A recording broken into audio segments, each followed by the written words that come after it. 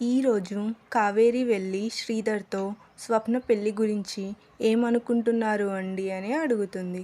అప్పుడు శ్రీధర్ కావేరితో స్వప్న ఇంకా తన నిర్ణయం గురించి మనకు ఏం చెప్పలేదు కదా, తన నిర్ణయాన్ని బట్టి నేను ఏదో ఒకటి ఈ పెళ్లి గురించి ఆలోచించి చెప్తాను కావేరి అని అంటాడు.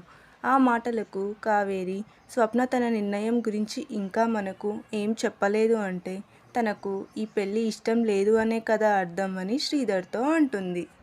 అప్పుడు శ్రీధర్ కావేరితో ఆ మాట అయినా స్వప్న మనతో చెప్పాలి కదా అని అంటుంటాడు. అప్పుడు కావేరి ముందైతే మీరు వెళ్ళి ఆ వసంత్తో స్వప్నకు ఈ పెళ్ళి ఇష్టం లేదు అని చెప్పండి అని అంటుంది. అంతలోనే అక్కడికి వసంత్ వస్తాడు. హాయ్ మామయ్య, ఎలా ఉన్నారు అని అడుగుతాడు. అప్పుడు శ్రీధర్ హాయ్ వసంత్, నేను బాగున్నాను, నువ్వు ఎలా ఉన్నావు అని అడుగుతాడు. ఇంకా ఏంటి వసంత్, నువ్వు ఇంకా క్యాంపుకి వెళ్ళలేదా అని అంటాడు. అప్పుడు వసంత్ లేదు మామయ్య అంటాడు. ఎందుకు వసంత్ అని శ్రీధర్ అడగగా దాని గురించి నేను స్వప్నతో మాట్లాడుతాను మామయ్య అని చెప్పి స్వప్నాన్ని పిలుస్తాడు.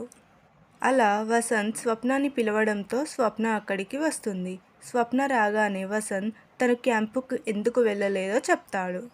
2 రోజుల తరువాత మంచి రోజు ఉందని, ముహూర్తం చాలా బాగుంది అని పంతులుగారు చెప్పారు అని చెప్తాడు.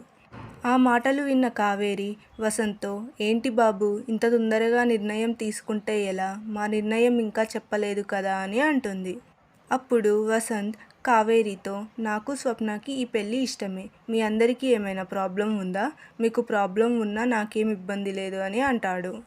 అప్పుడు కావేరి వసంత్తో స్వప్నకి తన నిర్ణయం చెప్పడానికి కొంత టైం ఇవ్వు బాబు అని అంటుంది.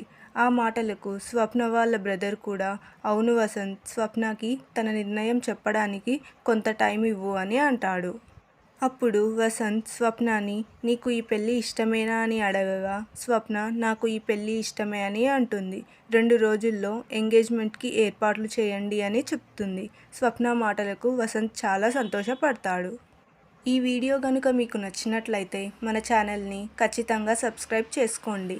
మరియు ఈ వీడియోని లైక్ చేయండి, షేర్ చేయండి, కామెంట్ చేయండి. అలాగే పక్కనే ఉన్న బెల్ ఐకాన్ని క్లిక్ చేయండి.